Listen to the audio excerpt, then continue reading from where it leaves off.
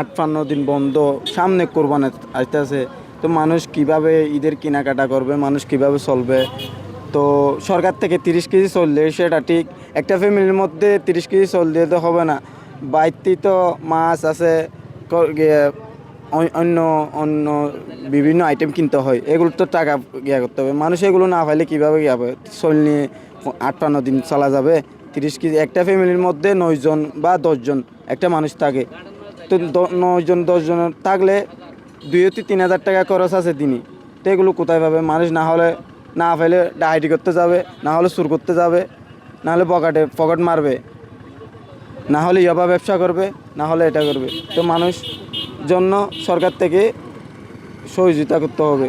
তো সরকার তো আর এখনো দাবি না হয়, আমরা তো গো বিষের বোতল খাই, বিষের বোতল হাই মরি যাইলে বহুত ভালো হইব। হাই নেবাই আর জেলে মানুষ তারা আছে দিয়ে জেলে মানুষ জাল মারি খাই দিয়ে মানুষ তারা খাই নেবাইলে মারি নেবাইলে বন্ধ দিলে তো মরি যান বলা না।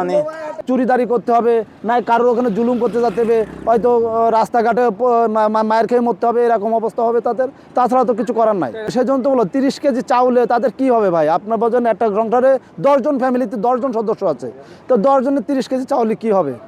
আর এতদিন জাল মাছিতে আমরা টলার জন্য সাগরে জাল ফেলাইতে পারি না। টলার কর্ণফুল টলার যেগুলো আছে এগুলো জাল ফেললে আমাদের জালগুলো নিয়ে যায়। এখন মাছ মারার মৌসুমা আমাদের বন্ধ হয়ে গেছে। আমরা ছোটো ছোটো নৌকা এরা বন্ধ দিছে, বড় বড় টলার আমাদের গুড়া নৌকা বন্ধ দিয়ে আমরা অনেক কষ্ট হবে। অনেক লোকে চুরি করবে, ডাকাতি করবে, এরকম করবে। এখন যাতে করে জেলেদের বড় আকারের কোনো কষ্ট না হয়, এই জন্য বাংলাদেশ সরকারের পক্ষ থেকে প্রতিজন জেলেকে এই যাবৎ যতবারই বন্ধ ছিল 2 কিস্তিতে 86 কেজি চাল দিয়েছেন।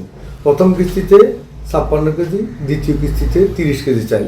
এই চালটা আমাদের ফিশারি ডিপার্টমেন্ট থেকে নিবন্ধিত যেই 10,683 জন জেলে আছে বর্তমানে, এরা সবাই বরাদ্দ সাপেক্ষে আগামীতেও পাবে।